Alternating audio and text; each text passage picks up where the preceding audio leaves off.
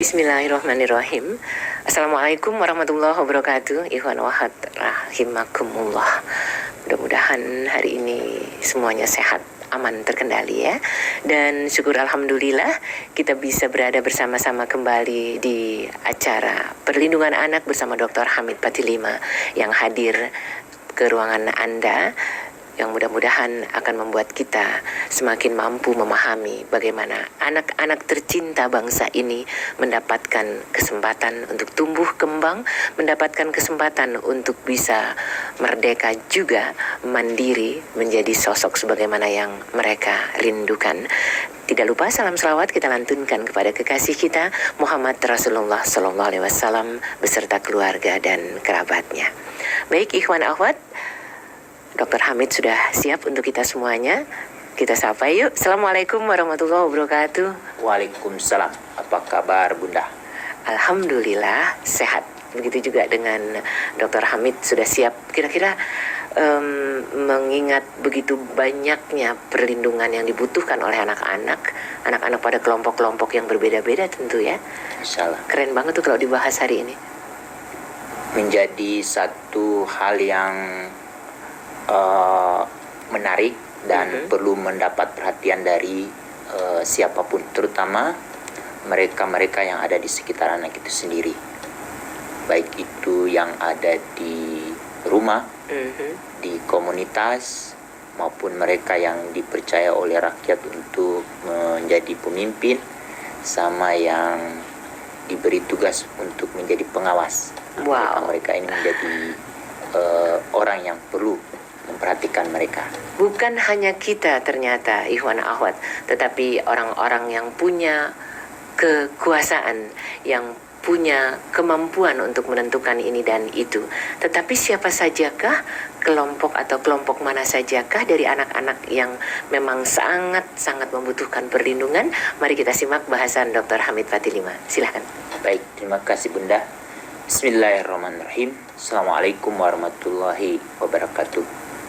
Pendengar Rasil di mana saja berada, terutama yang ada di kota Batam, kota Palembang, kota Pontianak, Sukabumi, di Jabodetabek, kemudian yang ada di Semarang, Magelang, Yogyakarta, Bondowoso dan Banyuwangi.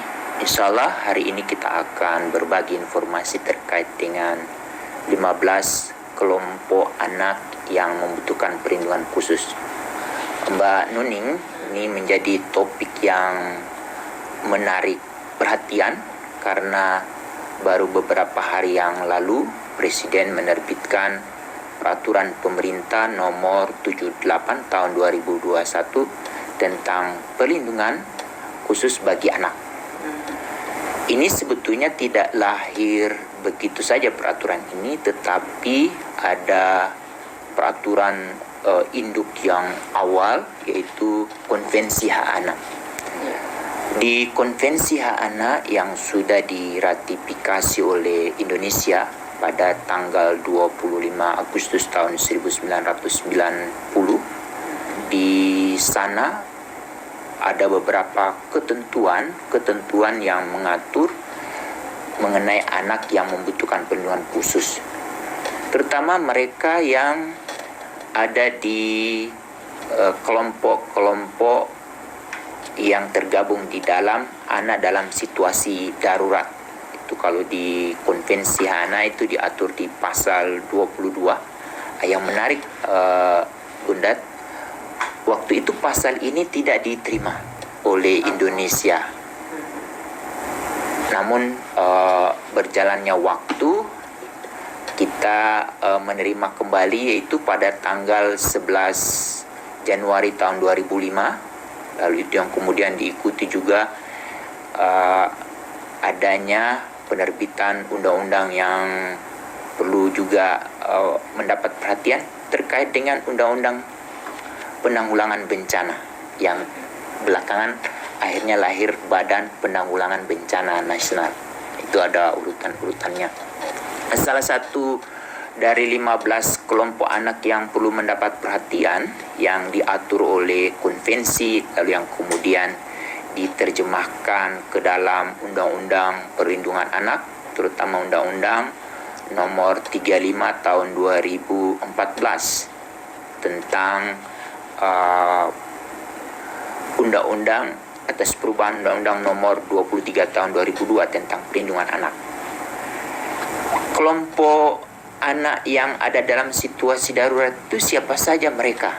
Yaitu salah satunya anak-anak yang saat sekarang di masa pandemi ini, anak-anak ini mereka perlu mendapat perhatian dari siapapun. Tidak hanya kalau darurat itu yang kita bayangkan itu Gempa harus bumi. ada gempa bumi, ada Atau bencana lain. atau ada perang. Karena kenapa dulu pasal 22 itu tidak diterima oleh Indonesia? Karena ada satu aturan yang perlu kita ratifikasi, yaitu konvensi tentang pengungsi tahun 1951. Kalau itu kita ratifikasi, kita akan menjadi salah satu negara yang akan didatangi oleh banyak pengungsi dari luar negeri. Tetapi kebaikan negara kita, kita menjadi negara transit. Jadi banyak orang yang perlu mendapatkan perhatian kita di antara kelompok anak yang ada dalam situasi darurat ini. Kita bagi dalam dua kelompok dulu. Kelompok pertama itu karena bencana yang diakibatkan oleh alam ataupun bencana yang diakibatkan oleh manusia itu sendiri karena keteledoran atau konflik yang kemudian mengakibatkan anak-anak itu perlu mendapatkan perhatian. Apa saja yang perlu menjadi perhatian kita kepada anak-anak yang ada dalam kelompok situasi darurat? Pertama yang harus dipastikan itu adalah mereka mendapatkan akses terkait dengan pemenuhan hak-haknya, hak kesehatan, hak pendidikan, lalu hak identitas juga menjadi penting. Bunda, banyak kasus ada bencana alam atau bencana kebakaran, itu identitas anak hilang. Nah, untuk itu jangan sampai mereka mengalami kesulitan karena tidak ada lagi kutipan aktanya karena sudah hangus terbakar. Ini juga atau terbawa banjir atau hilang. Nah, ini harus diperhatikan. Tetapi sebelum sampai kita menaruh perhatian kepada anak-anak jangan sampai terjadi dalam situasi darurat. Nah, untuk itu apa yang harus dilakukan oleh terutama ayah, ibu, keluarga, lingkungan, lalu tokoh masyarakat agar mulai peduli kepada mereka ini. Untuk itu mulai dipikirkan di daerah kita yang mungkin bukan daerah bencana, tetapi kita harus selalu menganggap atau merencanakan pada suatu waktu di daerah kita itu akan terjadi satu bencana atau mara bahaya yang kemudian membutuhkan kesiapsiagaan dari siapapun. Salah satunya adalah bagaimana kesiapan orang tua pada saat ada bencana. Mereka itu selain mereka harus menyelamatkan diri mereka, tapi bagaimana anak-anak yang ada di sekitar mereka itu harus dipenuhi kebutuhannya. Untuk itu si ayah dan si bunda sudah mulai memikirkan bagaimana agar anak kita pada saat terjadi bencana itu dia siap menghadapi. Jadi kesiapan diri si anak itu juga perlu harus dikuatkan, Bunda. Jadi bukan karena mereka masih kecil terus ya nanti akan ada yang menangani. Tapi bagaimana mereka itu sudah mulai diperkenalkan nanti kalau terjadi bencana, kalau ayah bunda masih diberi kesempatan hidup dapat mendampingimu.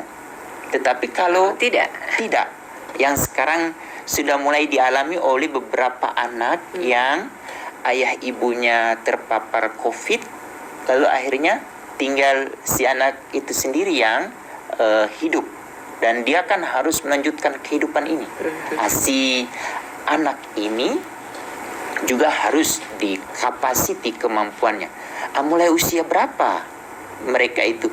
Ya mulai dari mereka sudah mampu kita ajak berbicara, itu sudah harus mulai kita ajak bersama-sama. Terutama Bunda, sekarang ini di Badan Penanggulangan Bencana sudah mulai diperkenalkan tentang kits yang akan dibawa pada saat terjadi kedaruratan.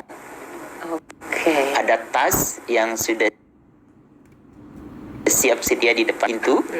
Jika terjadi sesuatu hal yang darurat, mereka langsung keluar dari rumah dengan membawa kelengkapan itu. Nah, untuk mempersiapkan isi dari tas itu, otomatis kita perlu berdiskusi dengan anak itu sendiri. Itu salah satu upaya untuk memperhatikan atau bagaimana kita mulai membangun kesadaran diri anak, otomatis juga kesadaran dari orang tua. Iya.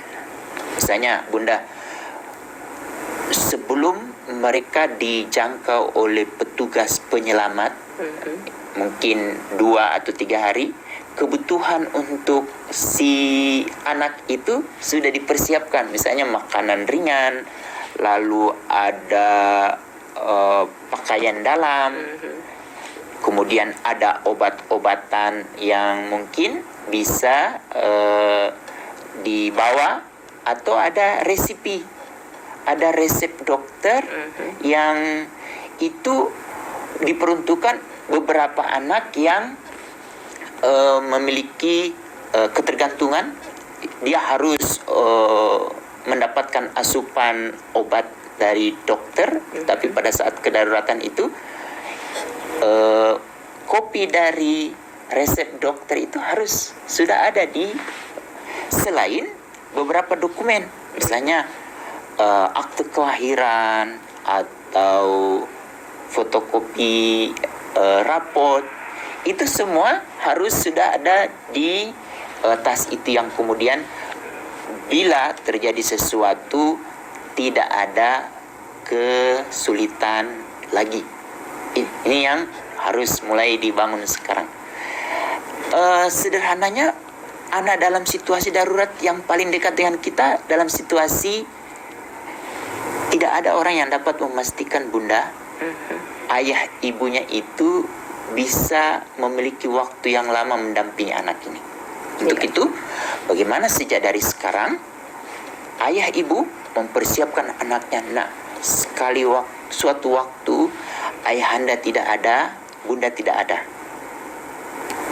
apa yang harus kita persiapkan untuk mereka? Jadi bunda, kalau sudah terbangun kesadaran dari setiap ayah, dari setiap bunda terkait dengan pemenuhan anak dalam situasi darurat, insya Allah beberapa ayah dan bunda ini kan akan menduduki posisi-posisi penting di pemerintah. Yang tadi kita sebut, ada yang menjadi perwakilan di rukun warga, ada yang di pemerintah, ada yang ada di DPR, terus ada yang menjadi pengusaha, ada yang bekerja di media. Ini mereka mulai memikirkan bagaimana kita menyebarluaskan bahan ini agar sudah mulai terbangun pemahaman, kesadaran pada diri setiap orang pada saat anak dalam situasi darurat itu mereka perlu mendapatkan bantuan. Untuk itu, pemerintah sejak dari awal melalui peraturan pemerintah nomor 78 tahun 2021 ini orang-orang yang di sekitar anak sudah mulai siap sedia. Jadi jangan nanti pada saat terjadi kedaruratan baru dirancang. Dulu Bunda ingat waktu terjadi tsunami di Banda Aceh, semua kebutuhan dilengkapi, tapi ada beberapa kebutuhan yang tidak terpikirkan. Salah satunya popok bayi, lalu makanan kecil untuk bayi. Yang ada pokoknya sudah darurat, apa yang ada di rumah dikasih ke orang yang mengumpulkan bantuan. Tapi tidak dipikirkan bahwa di antara yang harus dibantu itu ada Anak-anak. kelompok anak. Nah, itu Bunda, itu yang pertama, kelompok pertama dari 15. Kelompok kedua adalah mereka yang membutuhkan perlindungan khusus itu adalah anak yang berhadapan dengan hukum. Siapa saja mereka ini?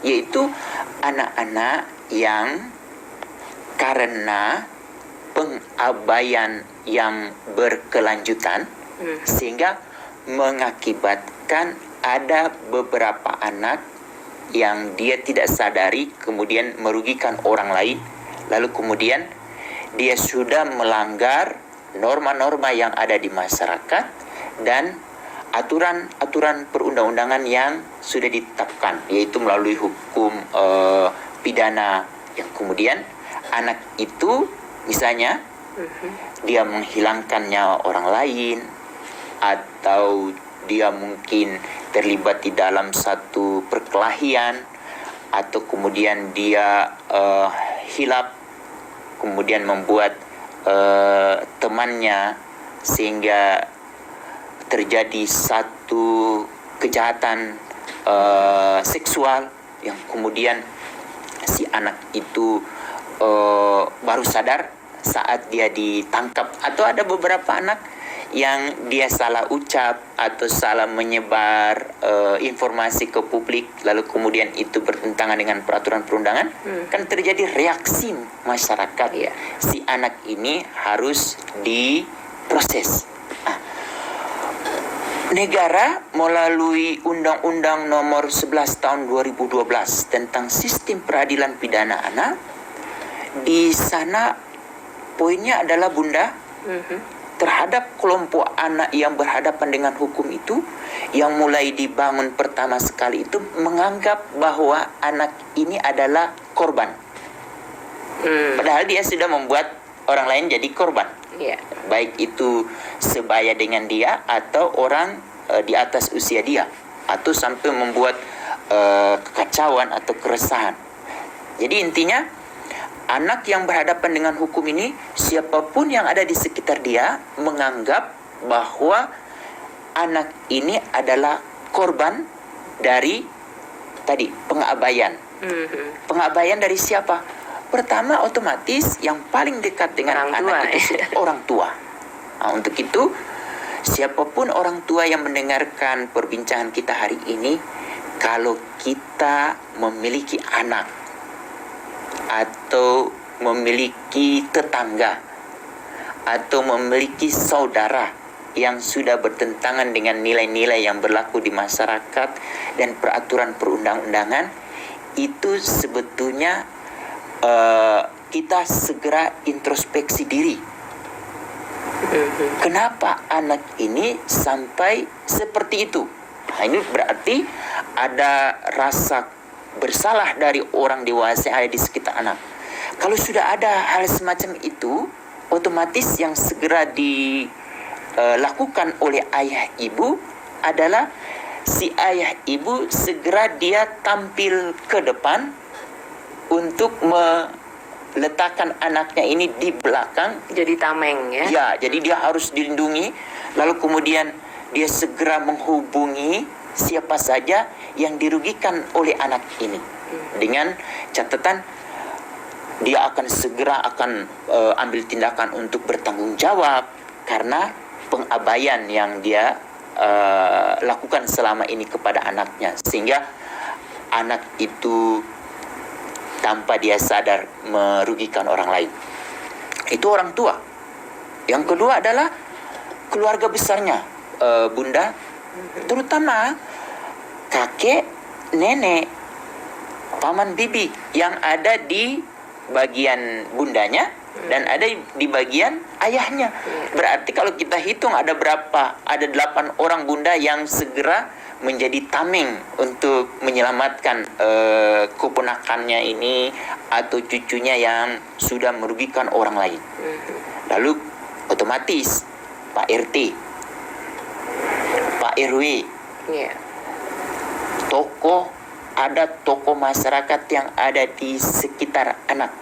Karena harapan dari Undang-Undang Nomor 11 Tahun 2012 tentang Sistem Peradilan Pidana Anak itu, Bunda, ke kantor polisi itu adalah alternatif terakhir. Jadi penyelesaian anak yang berhadapan dengan hukum ini adalah awalnya ada di lingkaran di sekitar anak ini. Jadi kalau sudah tidak mampu lagi menyelesaikan persoalan dengan keluarga korban atau keluarga saksi, lalu keluarga saksi tetap menuntut bahwa si pelakunya ini tetap harus diproses, dia tanpa melihat bahwa anak menjadi seperti ini karena pengabaian dari semua pihak. Untuk itu mulai juga dipikirkan sekarang oleh setiap orang tua atau keluarga-keluarga yang pernah atau sekarang sedang menjadi korban, dalam hal ini keponakannya atau cucunya menjadi korban atas perilaku dari pelaku, mulai dipastikan kalau pelakunya itu berusia di bawah 18 tahun, di atas 12 tahun, itu perlu kita mulai bangun suatu pemahaman yang sama, yang ujung-ujungnya itu adalah pemaafan. Tetapi tidak cukup kita langsung memaafkan, namun tidak mempersiapkan diri si pelaku itu adalah ada kesadaran diri dia bahwa apa yang dia lakukan ini adalah kesalahan. Tetapi itu tidak lahir begitu saja, tetapi kontribusi dari pengabaian orang tua, pengabaian keluarga besar, pengabaian tokoh masyarakat yang ada di sekitar anak itu juga yang menjadi hal utama. Bagaimana kalau si anak ini tidak terselesaikan di masyarakat? Di kantor polisi itu yang akan menangani si anak yang menjadi pelaku itu petugas-petugas yang sudah terlatih. Dia harus punya sertifikat sebagai penyidik. Lalu kalau sampai lanjut ke kantor kejaksaan, penuntutnya harus penuntut anak. Lalu kemudian harus berproses ke pengadilan. Hakimnya itu harus hakim yang sudah tersertifikasi anak. Lalu kemudian proses persidangan yang kemarin yang saya cerita ke Bunda Nuni waktu saya berkunjung ke Bone, itu ada pengadilan ramah anak dan lengkap dengan penerjemah. Itu adalah alternatif terakhir. Tapi yang paling utama ini bagaimana si anak yang berhadapan dengan hukum ini dia benar-benar tercerahkan dan dia menyadari apa yang dia lakukan itu adalah benar-benar karena akibat pengabaian yang tidak terjadi di satu hari, tetapi itu bertahun-tahun yang dialaminya, yang kemudian baru terekspresi melalui sebuah perbuatan yang kemudian melanggar aturan yang ada di masyarakat atau aturan negara, yang kemudian ada keberaksian dari masyarakat dalam bentuk anak ini harus diproses. Nah, ini yang kemudian ada kesadaran. Lalu kemudian kalau sampai toh anak ini harus berproses, sampai dia harus ditempatkan di lembaga pembinaan khusus anak, hak anak itu harus dipenuhi. Terutama hak kesehatan dia, hak pendidikan, hak dia untuk mengembangkan bakat, mengembangkan mental dia dan fisik dia, sehingga dia menjadi individu yang baru yang kemudian bisa kembali ke masyarakat, yang diterima oleh masyarakat. Jangan malah terbalik ya. Di dalam tahanan malah semakin memburuk ya. Ya, jadi intinya dengan penjelasan kita hari ini, kalau kita menemukan anak-anak di dalam kelompok yang berhadapan dengan hukum itu, sudah ada kesadaran diri dari setiap orang bahwa anak ini adalah korban pengabaian. Pengabaian salah satunya diakibatkan oleh mungkin kita bisa saya sebagai orang tua atau sebagai anggota keluarga ataupun sebagai RT atau RW. Apalagi sekarang Bunda, dengan adanya Undang-Undang 35 tahun 2014 di pasal 72, itu ada permintaan dari negara kepada masyarakat, baik individu itu berperan. Kalau kita menemukan ada anak-anak yang mengarah ke hal-hal yang kemudian dia menjadi orang yang mendapat status sebagai anak dalam kelompok berhadapan dengan hukum, kita diberi tugas 3 hal: memantau, mengawasi, dan ikut bertanggung jawab.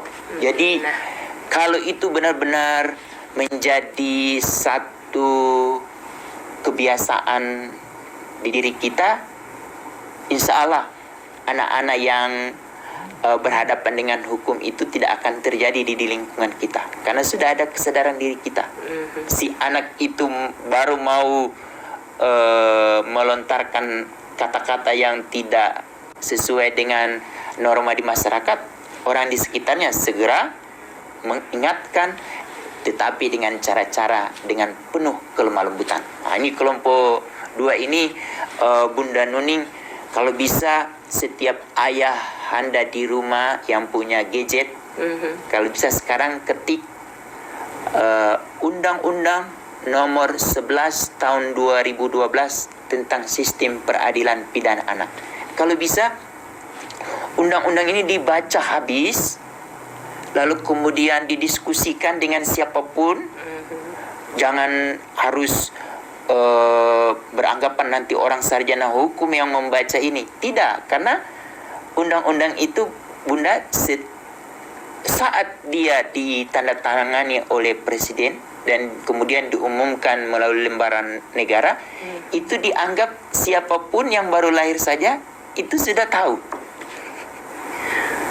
Jadi itu untuk menghilangkan pengabaian. Jadi agar kita tidak menjadi orang disebut abai terhadap anak-anak kita nanti, bacalah undang-undang ini.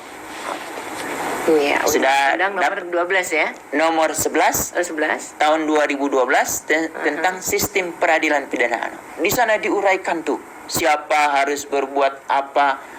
Kuncinya yang paling penting itu adalah harus ada tokoh rohaniawan. Berarti ustadz, ustazah yang ada di sekitar anak itu nanti akan menjadi kunci di dalam menyelesaikan, untuk mendamaikan orang yang bermasalah. Di sana ada aturan-aturan. Sampai Mahkamah Agung pun itu sudah mengeluarkan surat edaran, kalau ada anak sampai dituntut 7 tahun ke atas itu kalau bisa masih bisa diselesaikan di masyarakat, kenapa harus ke kantor polisi? Tetapi itu masih didorongan di tingkat hakim. Tapi sebetulnya teman-teman yang ada di kepolisian, yang ada di kejaksaan, hakim saja sudah dimintakan oleh Mahkamah Agung perlu mempertimbangkan kalau ada anak yang sudah yang akan bakal dituntut 7 tahun ke atas itu harus berproses, kalau bisa diselesaikan di masyarakat. Masyarakat yang mana?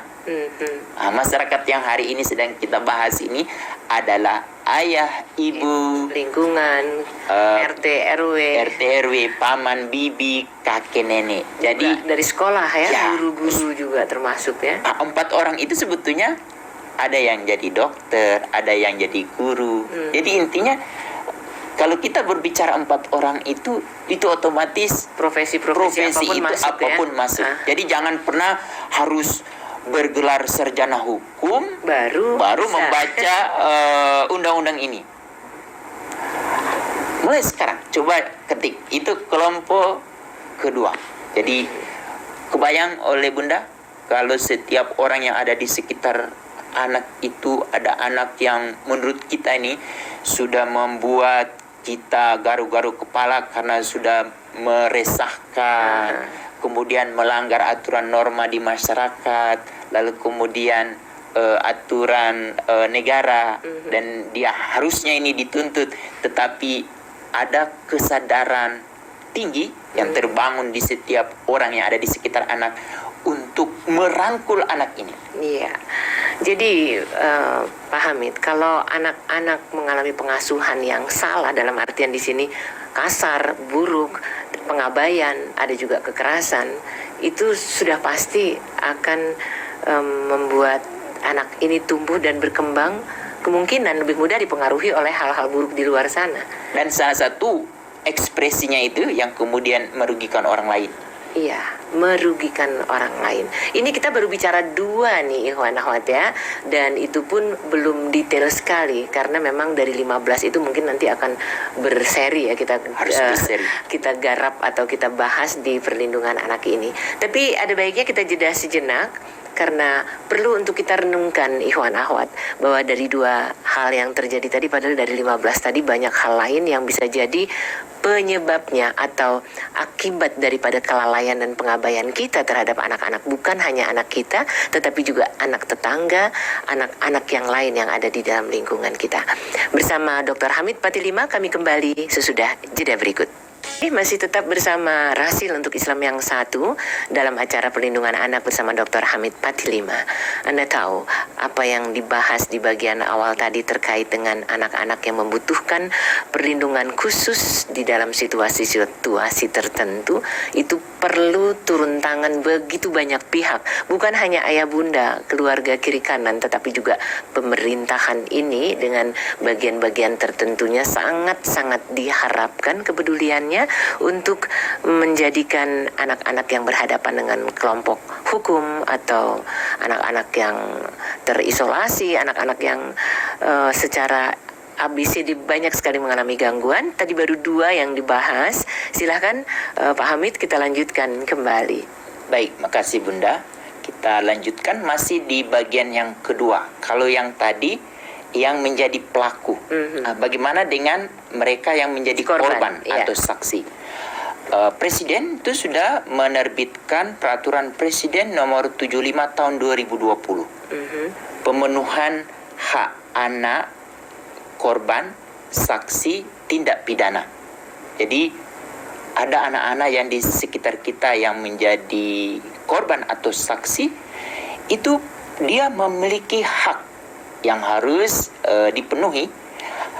Mungkin tidak sampai mengembalikan ke hal yang semula. Misalnya ada anak yang menjadi korban tindak pidana kejahatan seksual.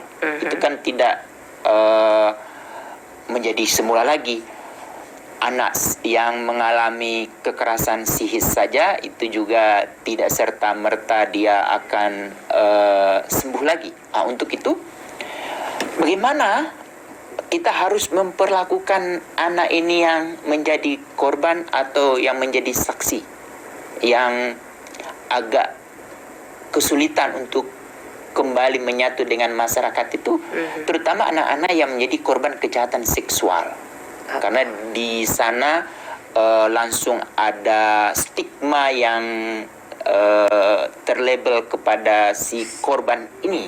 Bagaimana ayah, ibu, paman, bibi, keluarga besar, lingkungan itu dengan lapang dada menerima anak ini.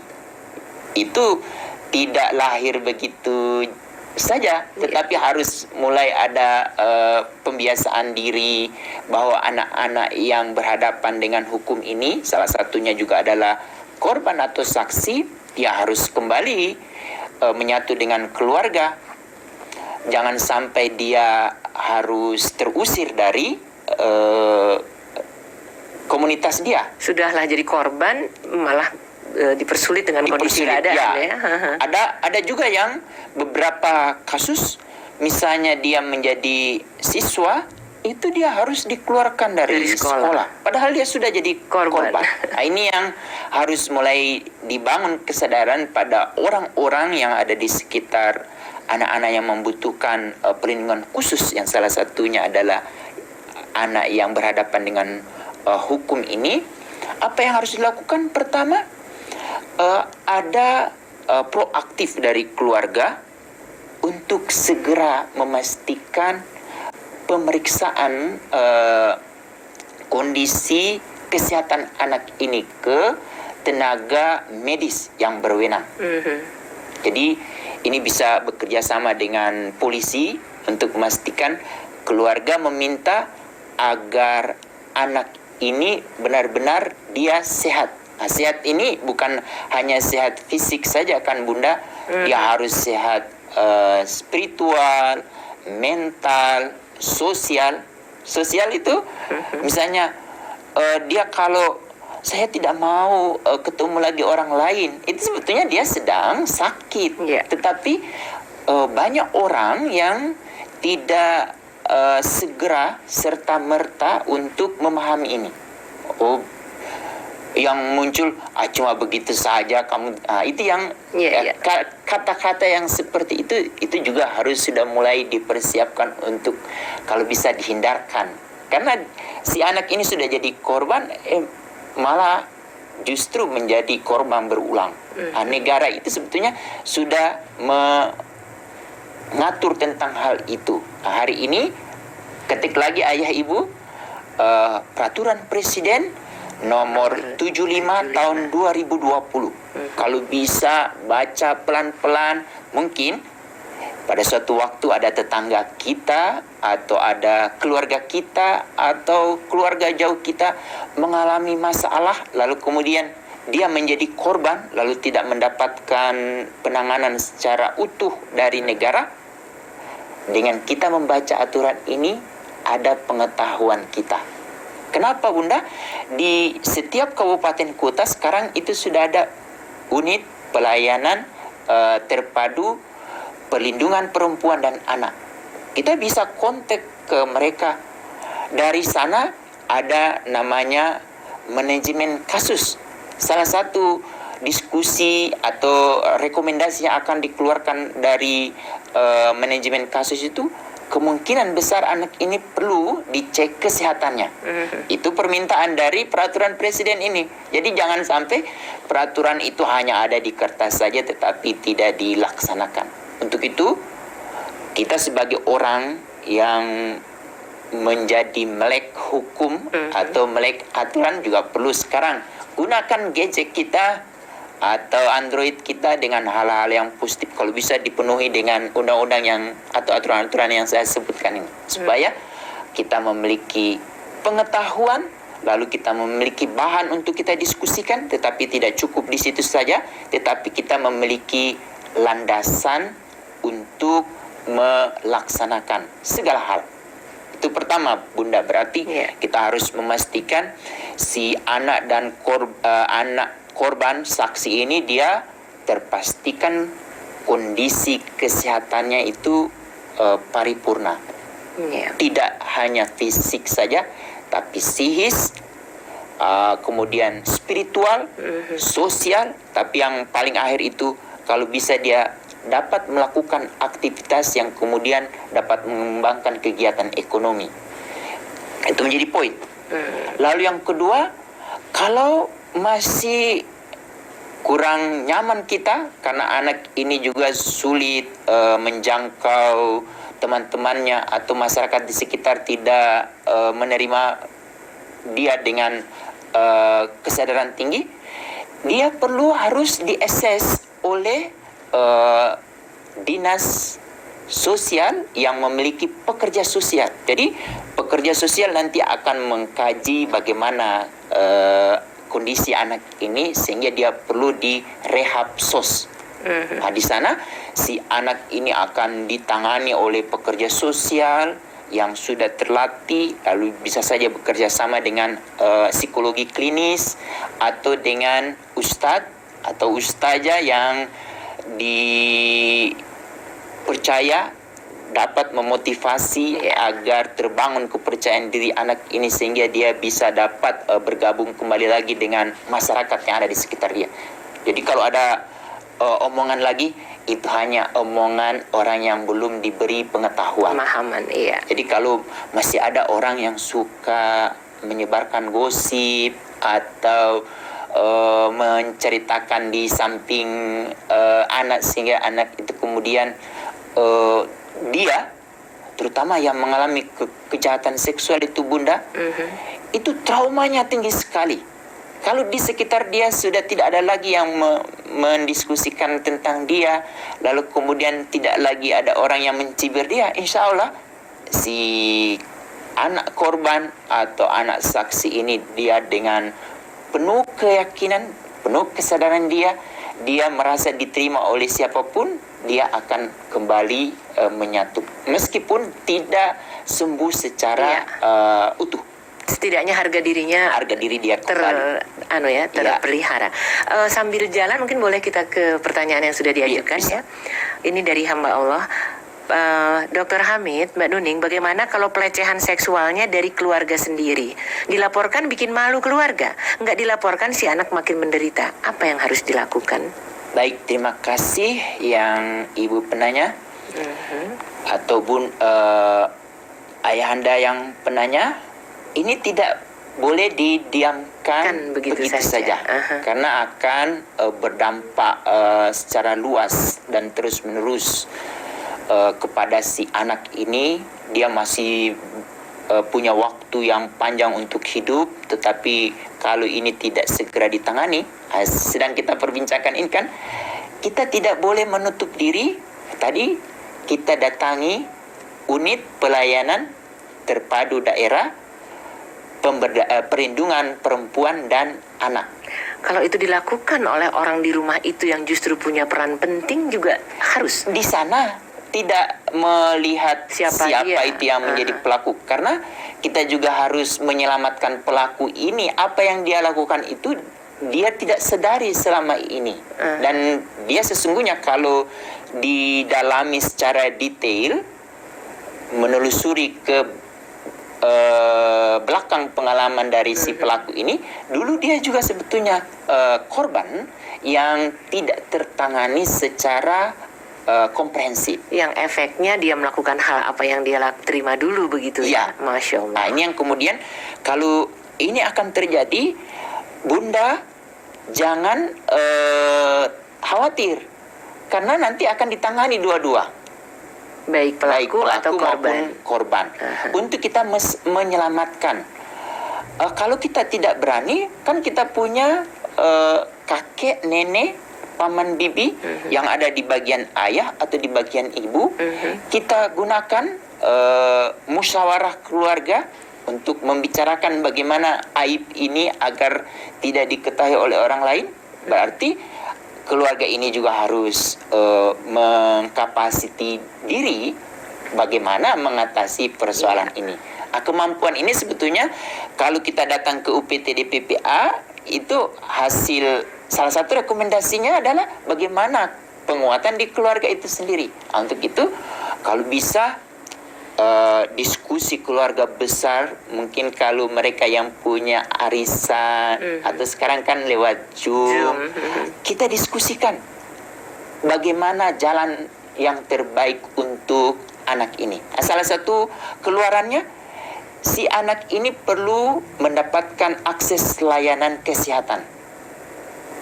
Dia harus dites kejiwaan, lalu tes fisik, tes kemampuan diri dia. Lalu kemudian kalau belum cukup, dia harus direhab sos. Sudah ada layanan yang disediakan oleh negara untuk anak-anak seperti ini. Kenapa kita tidak gunakan?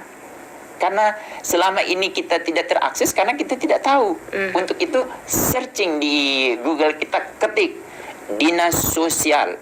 Di sana itu Kementerian Sosial sudah menyebar ke seluruh Indonesia itu pekerja sosial sakti. Jadi Pekso Sakti. Namanya juga pakai Pakai sakti. sakti ya. Kalau Sakti Mandraguna. Jadi mereka itu kita manfaatkan. Mereka udah digaji oleh negara. Kenapa kita tidak gunakan? Gunakan, iya betul. Itu yang kedua. Yang ketiga, Bunda, kemungkinan besar si korban ini namanya tercemar kalau dia terpublikasi Iya. ke media. Itu di peraturan presiden itu ada tuntutan atau ada kebijaksanaan melalui lembaga perlindungan saksi korban atau badan yang ada di daerah yang berperan seperti LPSK itu memintakan ke kepolisian lalu memintakan ke dinas atau instansi yang memiliki kewenangan untuk merubah identitas si anak. Jadi nanti si identitas si anak itu misalnya dulu dia menjadi korban namanya A. Kalau di searching di internet itu pasti ketemu. Itu pada suatu waktu pada saat ada proses penelusuran calon mantu, kalau keluar nama itu pasti akan ada terjadi penggagalan. Betul. Bagi keluarga yang masih tidak berpengetahuan, tidak memiliki kesadaran untuk menerima anak ini. Tapi kalau sudah menerima pengetahuan, yang dulu adalah yang dulu, tapi sekarang adalah calon menantu kita. Negara itu memberi ruang si anak sebagai korban atau saksi, dia dapat merubah identitas menjadi misalnya B. Iya. Tidak cukup sampai di situ, Bunda Nuni. Yang di awal obrolan kita kemungkinan anak ini akan disisihkan atau diusir dari lingkungan masyarakatnya. Di salah satu pasal itu adalah si anak ini diberi ruang atau diberi bantuan untuk pindah rumah. Itu harus disediakan oleh negara. Negara di sini daerah di mana anak itu tinggal. Misalnya dia tidak lagi diterima oleh warga di komplek B. Karena kasus ini oleh warga desa ini, si anak ini dan keluarga besar keluarga ayah ibunya itu dapat pindah ke kampung lain di mana fasilitas itu disediakan oleh negara atas perintah peraturan Presiden nomor 75 tahun 2020 ini. Wow. Nah, kalau dari obrolan ini ada yang mendengar dari pejabat atau orang yang diberi kewenangan untuk menyediakan ini, untuk itu mulai hari ini searching peraturan Presiden nomor 75 tahun 2020 pemenuhan hak anak korban, saksi, tindak pidana. Tindak pidana apa saja? Macam-macam ya. Namanya juga tindak pidana. Jadi tidak ada batasannya. Insya Allah ya ikhwan akhwat, kalau memang Perpres nomor 75 tahun 2020 ini bisa kita jadikan pegangan, insya Allah apapun yang dihadapi keluarga kita, orang-orang di sekitar kita terkait dengan perlindungan anak, itu agak bisa membuat hati tenang ya Pak Hamid. Ini pertanyaan berikutnya dari Batam, dari Mas'ud. Assalamualaikum Pak Hamid. Waalaikumsalam warahmatullahi. Apa Komnas Anak sudah pernah mengingatkan ke lembaga pertelevisian kalau iklan jajanan itu sangat kurang baik? Di negara tetangga nggak ada iklan jajanan dan mie instan. Tolong dijawab Pak Hamid, terima kasih. Terima kasih. Mas'ud di Batam terkait dengan kasus ini sebetulnya ada dua lembaga yang berperan. Ada KPI, Komisi Penyiaran Indonesia, lalu ada lembaga sensor film. Jadi iklan-iklan itu sebetulnya disensor. Tapi yang perlu kita bangun kesadaran sekarang ini bahwa di pasal 72 Undang-Undang 35 tahun 2014 tentang perlindungan anak, ada bagian dunia usaha, terus ada bagian media. Kita ambil dulu tentang dunia usaha. Yang memasang iklan itu adalah dunia usaha. Di Undang-Undang Perlindungan Anak itu ada tuntutan bahwa dunia usaha itu harus memiliki kebijakan yang ramah anak. Lalu yang kedua, produk yang ramah anak. Yang ketiga adalah dia harus memiliki tanggung jawab sosial. Dengan kita menggunakan Undang-Undang nomor 8 tahun 99 tentang konsumen. Sekarang adalah melalui pertanyaan Bapak dari Batam ini, perlu mulai kita bangun kesadaran konsumen. Adalah kita tidak mudah menerima produk-produk yang kemudian merugikan anak kita. Untuk itu, bagaimana kita memulainya? Kita kumpulkan aturan-aturan itu, lalu kemudian kita mulai campaign.